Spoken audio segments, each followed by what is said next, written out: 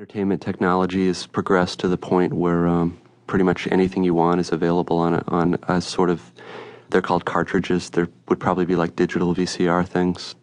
And the U.S. is in a state of tension with, well, let's see, NATO has collapsed and there's a North American alliance, but the U.S. and Canada are having heavy-duty friction, partly due to the fact that the U.S. has toxified and then given away some of its terrain to Canada. And people are essentially connected, I guess, in all the sorts of ways that the great champions of the internet and information highway are so excited about now. And the action is only about 10 or 15 years in the future, really. But people are really addicted to entertainment, aren't they?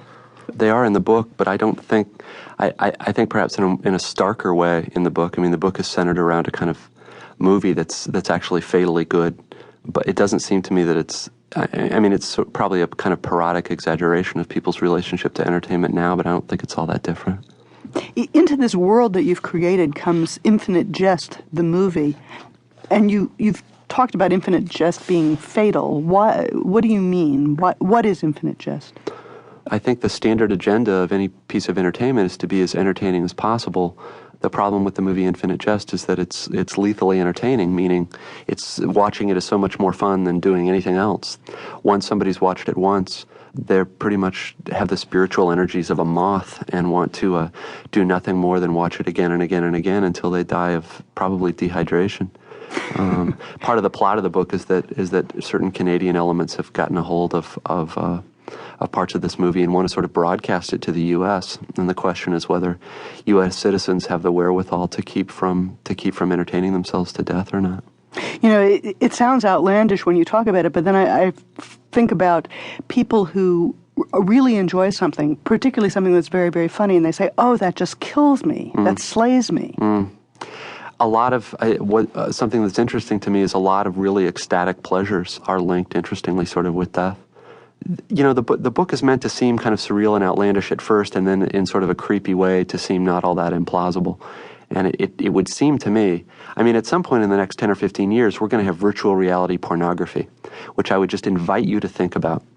Given the level of, you know, people whose lives are ruined just by addiction to sort of video peep show stores now, I mean, what it's going to be like and what sort of resources we're going to have to cultivate in ourselves and in our citizenry to keep from sort of dying on couches. I mean, maybe that sounds silly, but this stuff's going to get better and better and better and better. And it's not clear to me that we as a culture are teaching ourselves or our children, you know, what we're going to say yes and no to.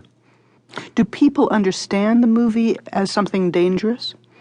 Well, part of the book concerns the U.S. government's attempt to mount a sort of sufficiently scary PR campaign to keep people from watching it, but not a campaign so scary that it will make people rush out and want to see it, you know, for the same reasons that high school students now rush out to procure the latest, newest horrible drug that's supposed to be so ecstatic it blows your brains out. Or why the V-chip may backfire. Yeah, I think the V-chip career is going to be very interesting. My prediction is the egg timer's running on it right now. I think it's got maybe a year.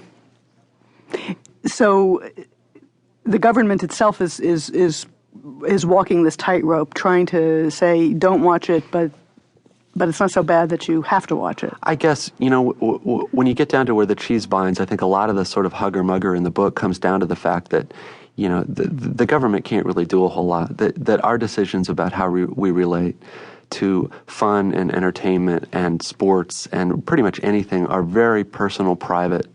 They're sort of between us and our heart. And so there's a fair amount of high comedy of the government going around wringing its hands trying to figure out what to do. In fact, I think what's going to happen, I don't think it's all that hard to see. What's going to happen is that these are decisions that are going to have to be made, you know, inside us as individuals about what we're going to give ourselves away to and what we aren't. Although the pressures on us are absolutely incredible. I mean, I was thinking in the world that we have today, you can't have just TV news. You have to have entertaining TV news. You can't have a documentary or plain old information. You have to have infotainment. Well, I think the pressures aren't just on us, but I think they're on, you know, the TV networks, which are businesses and which have found now that entertaining news is vastly more profitable. The reason for that is that we, as an audience of individuals, seem to be voting, you know, with our wallets for the entertaining news, and that the changes that are going to need to come, I think, are going to need to come in terms of our own individual tastes rather than any sort of laws.